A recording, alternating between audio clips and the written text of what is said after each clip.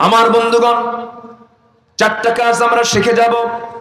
একটা কেবল আমার আলোচনা চলতেছে। এক নাম্বার হলো ঈমান যারা আনবি, ঈমানের গুণ যারা অর্জন করবে।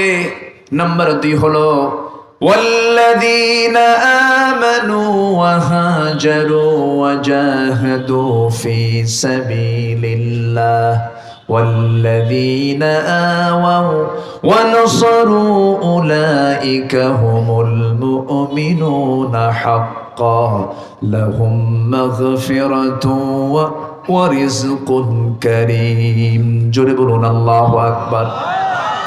নাম্বার 2 হলো যারা হিজরত করবে। হিজরতের 2টা ব্যাখ্যা।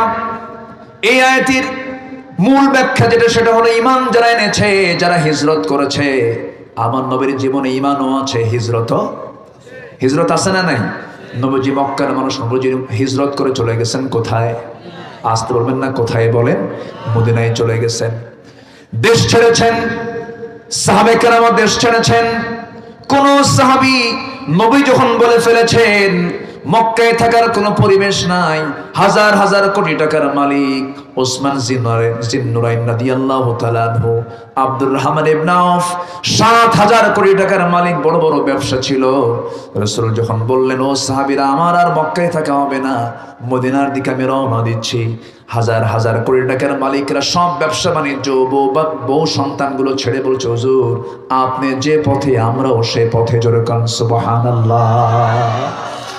আমার নবীর সঙ্গে তারা হিজরত করলেন, নবীজি মদিনায় পাড়ি জমালেন। আমার বন্ধুগণ, এই পৃথিবীতে নবীদের পরে যাদের সম্মান তারা হলেন সাহাবা। সাহাবীদের দাম এত বেশি হওয়ার যতগুলো কারণ আছে, এখানে অনেক আলেম ওলামা আছেন।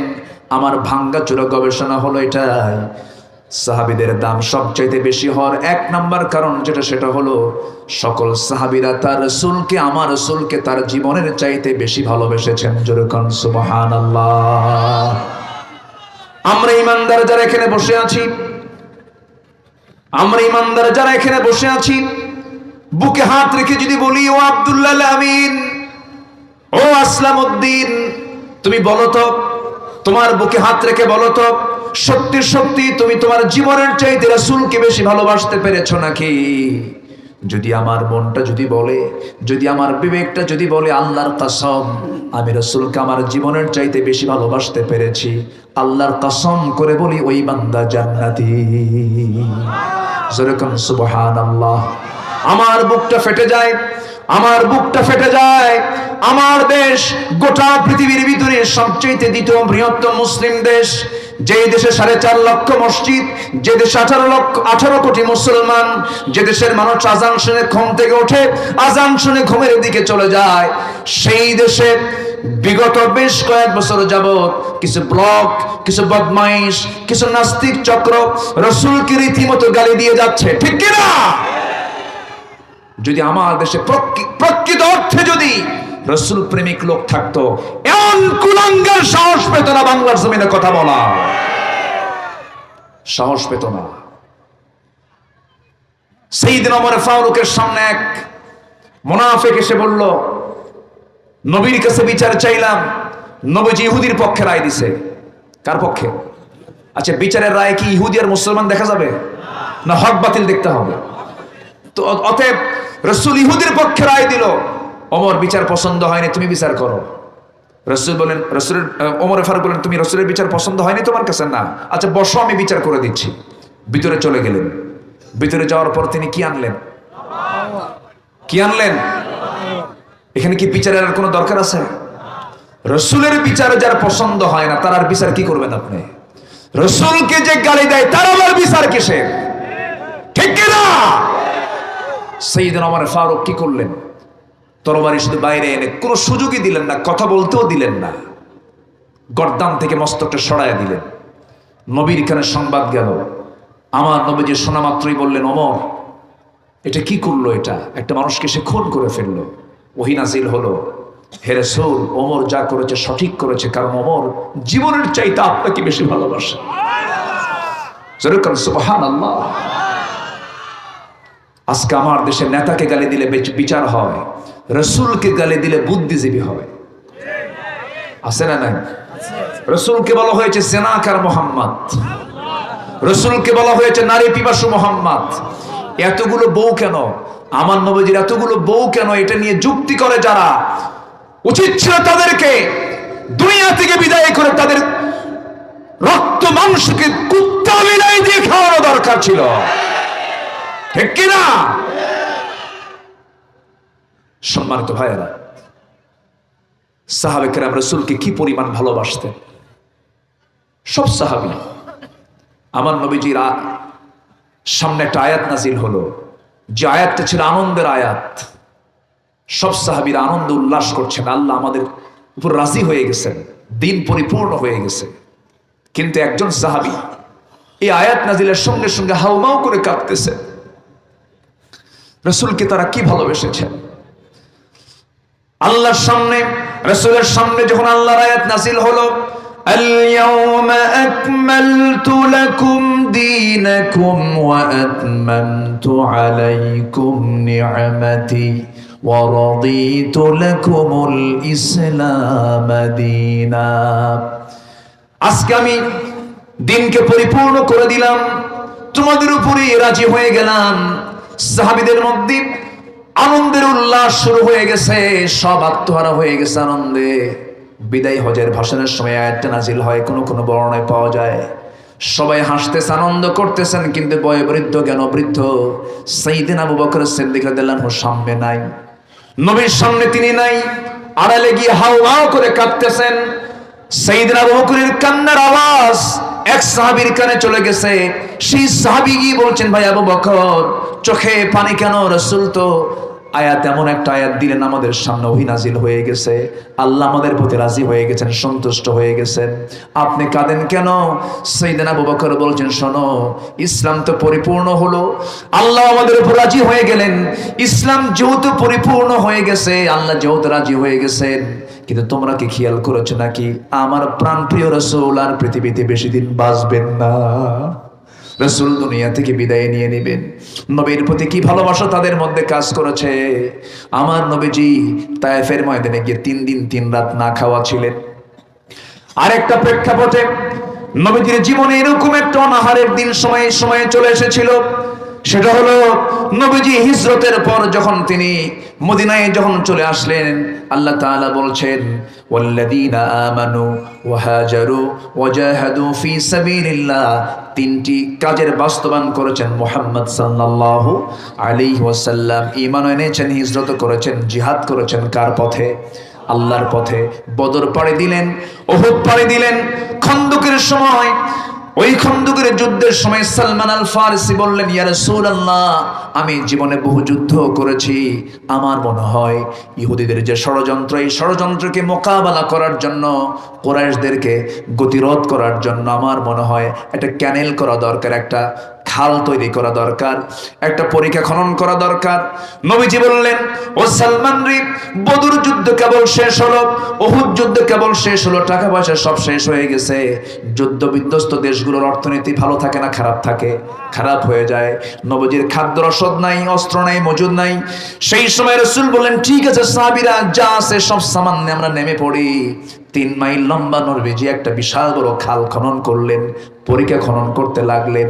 আমার নবীজি সবার আগে নিজে কোদাল মেরে পরীক্ষা খননের কাজ শুরু করলেন। 1 দিন না, 2 দিন না, 3 দিন 4 দিন পর্যন্ত নবীজি পরীক্ষা খনন করতেছেন, কিন্তু পেটে চুল পরিমাণ কোনো খাবার যায় নাই, পানি যায় নাই। নবীজি ক্ষুধার যন্ত্রণায় ছটফট করছিলেন, কিন্তু কাউকে বুঝতে দিচ্ছেন না। তার ফলাফল হলো নবীজি জীবনে একটাবার পেটে পাথর বেঁধেছেন ক্ষুধার যন্ত্রণা সহ্য করতে না পেরে, তা হলো খন্দকের পরীক্ষা খনন করার সময়। আমার নবীজি খাবার পান নাই, 4টা দিন পানিও পান না, এদিকে পরীক্ষা খননের কাজও করতে হবে, পরীক্ষা খনন করতেছেন ক্ষুধা অবস্থায়। আমার নবীজির পেটে পাথর বাঁধা, কেউ দেখে নাই, কিন্তু একজন সাহাবী দূর থেকে লক্ষ্য করে দেখেন নবীজির পেটটা একটু ফুলা ফুলা ভাব। আস্তে করে সামনে এসে বলছেন, হুজুর, আপনি সবার চোখ ফাঁকি দিতে পেরেছেন, কিন্তু আপনি আমার চোখটা ফাঁকি দিতে পারেন না কেন? কি হয়েছে? হুজুর, আপনি ক্ষুধার যন্ত্রণা সহ্য করতে না পেরে পেটে আপনি পাথর বেঁধেছে। রাসূল বলেন, জাবির রে, কাউকে বলতে যেও না, সাহাবীর আমার কেঁদে কেঁদে অস্থির হয়ে যাবে, কাউকে বলতে যেও না, কাউকে বলতে যেও না। সাইয়েদনা জাবিরকে রাসূল জড়িয়ে ধরলেন, জাবির, তুমি আমাকে সত্যি সত্যি ভালোবাসো। এবার জাবির বলছেন, হুজুর আপনার তো ক্ষুধা লাগছে, এখন কি করা যায়? আমার বাড়িতে একটা ছোট্ট ছাগল আছে, আমি আপনাকে খাওয়াতে চাই। রাসূল বললেন, যাও তোমার বউকে রান্না বান্না করতে বলো, যাও। তিনি চলে গেলেন বাড়িতে, 5-6 কেজি ওজনের একটা ছাগল জবাহ করলেন। জবাহ করে বউকে বলছেন, আমার জীবনের শ্রেষ্ঠ দিন, আমার বাড়িতে তাশরীফ আনবেন রাহমাতুল লিল আলামিন, সুন্দর করে রান্না বান্না করণীয় রে আমার বউ। বউ বলে দিচ্ছে, আমার স্বামী যাবে, ছোট্ট ছাগল যেহেতু রাসূল যেন বেশি লোককে না নিয়ে আসে, কানে কানে বলবেন, আস্তে আস্তে করে নিয়ে, আস্তে আস্তে করে লুকায় লুকায় তাকে নিয়ে আসবেন। ঠিক আছে। সাইয়েদনা জাবির চলে গেলেন, নবীর কাছে গিয়ে বলছেন, ইয়া রাসূলুল্লাহ রান্না বান্না কমপ্লিট, চলুন আমরা আবার সুন্দর করে আমরা খাবারটা খেয়ে নেব। আপনার প্রিয় খাবার হলো ছাগল এবং রুটি, আপনি সুন্দর করে খেতে পছন্দ করেন, চলুন আমরা খেতে বসি।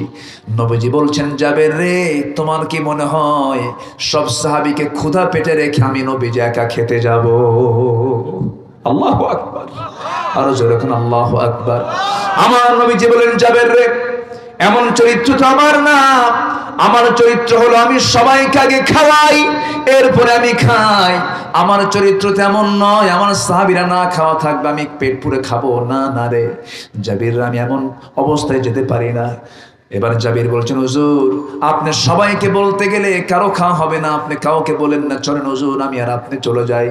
আমার নবীজি বলছেন, জাবির তুমি দিয়েছ আমাকে দাওয়াত, দেখো আমি কি করি। আমার নবীজি দাঁড়ায় গেলেন, দাঁড়ায় গিয়ে বলছেন, সাহাবীরা শোনো, জাবের দিয়েছে আমাকে তার বাড়িতে দাওয়াত, আর আমি রাসূল দিলাম তোমাদের সবাইকে জাবেরের বাড়িতে দাওয়াত। জোরে কোন সুবহানাল্লাহ, জোরে কোন সুবহানাল্লাহ। নবীজি আগে খাইছেন না খাওয়াইছেন? আর আজকের নেতাগুলো আগে খায় না খাওয়ায়? শুধু খায় না পাসারও করে? বলেন পাসার করে কিনা বলেন? পাসারও তো করে। এই দেশের অর্থনীতিকে পিছিয়ে দেয় নাই কোনো কৃষক, এই দেশকে ধ্বংসের দিকে ঠেলে দেয়নি কোনো কৃষক, দেয়নি কোনো শ্রমিক, দেয়নি কোনো প্রবাসী, দেয়নি। সবাই অশিক্ষিত দেশকে আগায় দিয়েছে, দেশকে পিছায়া দিয়েছে কারা? যারা শিক্ষিত নামের কলঙ্ক, কলমের খোঁচা দিয়া, যারা সমাজ জনগণের টাকাগুলো লোপাট করে দেশ থেকে পাচার করেছে, ঠিক কিনা? আমার নবীজি বললেন, জাবের আমি এমনটা করব না, আমি যাব না একা। সবাইকে দিলেন দাওয়াত। জাবের জিব্বায় কামড় মেরে বলে, হুজুর কাম তো সারা, আমার এই ছোট্ট ছাগল আমি সবাইকে খাওয়াবো কেমনে? আলোচনা শুনবেন? আগ্রহ আছে? ওই দিকে কিন্তু একটা আলোচনা বাদ পড়ে গেছে, আপনাদের মনে আছে কিনা জানি না। কি বলেন? হ্যাঁ, ও মনে রাখছেন আপনারা? ওই আল্লাহর ওলি পতিত নারীর যে ঘরের মধ্যে ঢুকলেন, আমি কি শেষ করছি আলোচনা? তো যান কই? ওই ধরেন তো ওনাকে, ধরেন তো, যাই কই, বসেন। জি অনেক সুন্দর আপনারা, জি বলি আলহামদুলিল্লাহ। ও 12টা বেজে গেছে। হ্যাঁ মোটে 12টা, এ তো কোনো বিষয়ই না, না প্রয়োজনে ফজর বাদ, এরকম কিছু? নামাজের দরকার সবার আগে না সবার পরে? সবার আগে আমরা 5 ওয়াক্ত নামাজ পড়বো, জোরে বলি ইনশাআল্লাহ। সম্মানিত ভাইয়েরা, আমার নবীজি জাবিরকে খুব ভালোবাসতেন। একদিন বাহির থেকে সাইয়েদনা জাবের এবং আমার রাসূল আরো সাহাবীরা বাহির থেকে উটের পিঠে করে তারা মদিনায় আসতেছেন। সবার উটগুলো ছিল হলো তাজা উট, কিন্তু সাইয়েদনা জাবির রাদিয়াল্লাহু আনহুর উটটা ছিল হলো বুড়া উট। বুড়া উট তো আস্তে আস্তে যায়, তো সবার পিছনে সাইয়েদনা জাবিরের উট পিছে পিছে আসতেছে। রাসূলকে লক্ষ্য করে বলেন, ইয়া রাসূলুল্লাহ, সবার উটগুলো তাজা উট, সবাই আগে আগে চলে যাচ্ছে, আমি তো পিছে পড়ে গেলাম, আপনি তো আমার জন্য দোয়া করেন।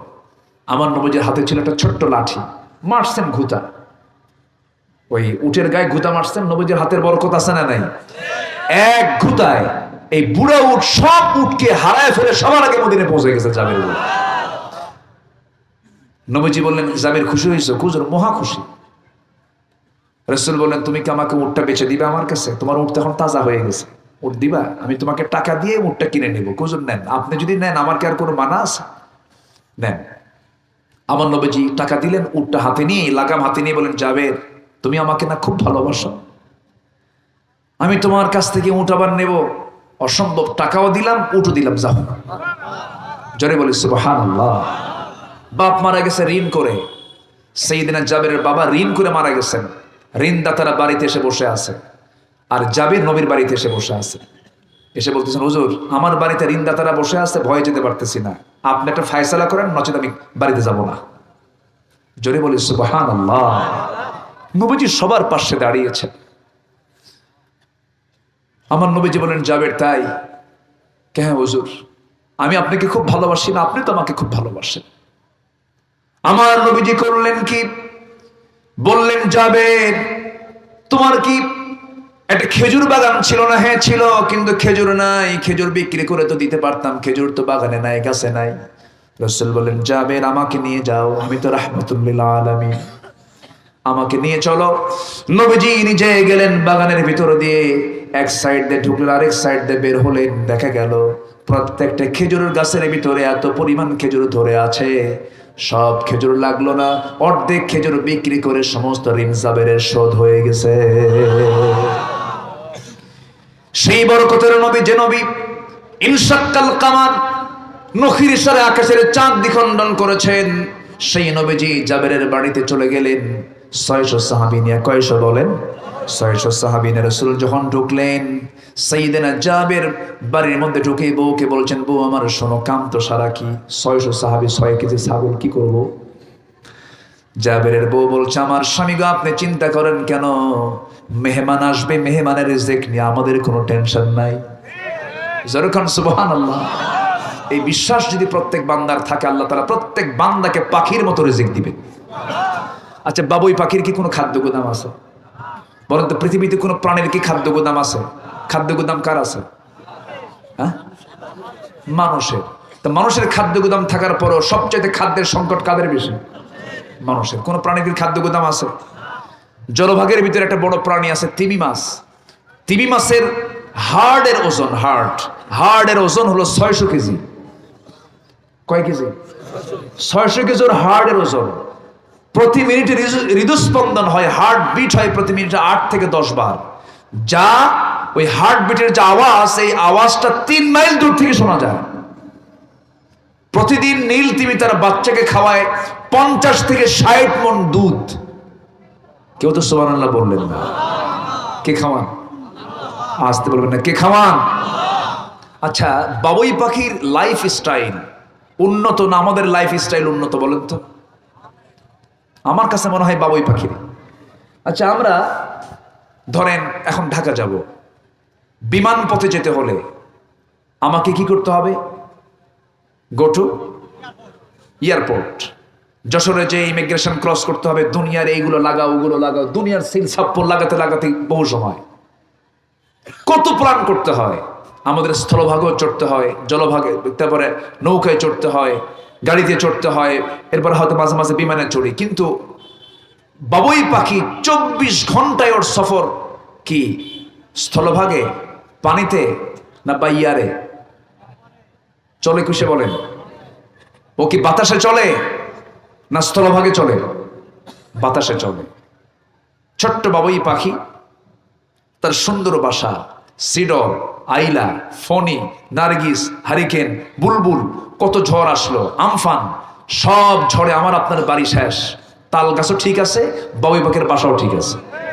সুবহানাল্লাহ বলবেন না?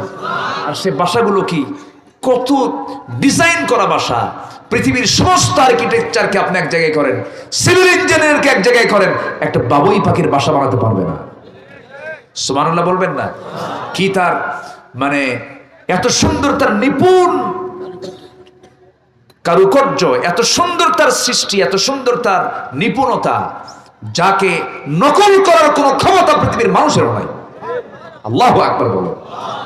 তাল গাছে বাসা বাঁধে, কি সুন্দর তার বাসা। ওর মধ্যে আবার বেডরুম আছে, কমন রুম আছে, ড্রয়িং রুম আছে, পাশে আবার বাইরে কলিং বেলও আছে। যখন কোনো বন্ধু আসে, কলিং বেল চাপ দিয়ে সালাম কালাম দিয়ে ঠোঁটের সঙ্গে ঠোঁট মিলায় নিয়ে বসার, বলে প্রিয় বন্ধু সবার সেটা বসো, ভিতরে যাইও না, আমার বউ শুয়ে আছে। আল্লাহু আকবার বলবেন না?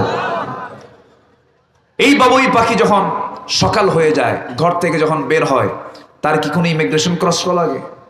কোনো ইমিগ্রেশন লাগে? কোনো তেল পানি লাগে? কিচ্ছু লাগে না। শুধু বিমানটা শুধু চালু করে, মাথার মধ্যে একটা ব্রেন আছে, মোটর দানার মতো ওজন, মোটর দানা, ছোট্ট একটা মোটর দানের মধ্যে বিমান সিস্টেম আছে। যখন তার প্রয়োজন হচ্ছে কোনো রিজিক সন্ধান করতে যাওয়া, সে কোনো রোড টোড ইউজ করে না, স্থলভাগ ইউজ করে না, সে আকাশ পথে সব রিজিকগুলো নিয়ে খাওয়া দাওয়া করে বাসায় ফিরে আসে। যেরকম সুবহানাল্লাহ। তার কোনো এয়ারপোর্টও লাগে না, তার এয়ারপোর্ট বাড়ির সামনে। জোরে বলবেন না সুবহানাল্লাহ? আরো জোরে বলেন সুবহানাল্লাহ। কে খাওয়াচ্ছেন? কে চালাচ্ছেন? পাখির কি রিজিকের কোনো অভাব আছে? ও কি না খেয়ে থাকে? না খেয়ে থাকে না। মানুষের না খেয়ে থাকতো না যদি মানুষের কোনো খাদ্যের সংকট নাই। মানুষের সংকট হলো বন্টনের সংকট, ঠিক কিনা? বন্টনের সংকট যদি না থাকতো তাহলে বান্দারও কোনো খাদ্যের সংকট থাকতো না। সম্মানিত ভাইয়েরা, আমার নবীজি সুন্দর করে জাবেরের বাড়ির সামনে গিয়ে দাঁড়ালেন। জাবের রাদিয়াল্লাহু আনহুর স্ত্রী বলছেন, স্বামী আমার, কোনো চিন্তা করবেন না, মেহমান আসতেছে, এটা আমাদের জন্য সৌভাগ্যের বিষয়। মেহমানদের রিজিকের দায়িত্ব আল্লাহ নিজেই গ্রহণ করবেন। জোরে বলুন সুবহানাল্লাহ। আমার বন্ধুগণ, অনেক বাড়ির বউ আছে মেহমানকে দেখলেই ভয় পায়, আবার অনেক বাড়ির বউরা আছেন মেহমান আসলে পরে দারুণ খুশি হয়ে যায়, আছে না? আছে, খুব খুশি হয়, রান্না বান্না করতে অস্থির হয়ে যায়। আবার কিছু কিছু মহিলা আছে মেহমান দেখলেই চেহারার দিকে তাকানোই যায় না, স্বামীর দিকে তাকায় একবার আর বলে কাম পাওয়া নাই না। আছে না নাই? এরকম আছে না নাই? মেহমান দেখলে বিপদ মনে করে। যে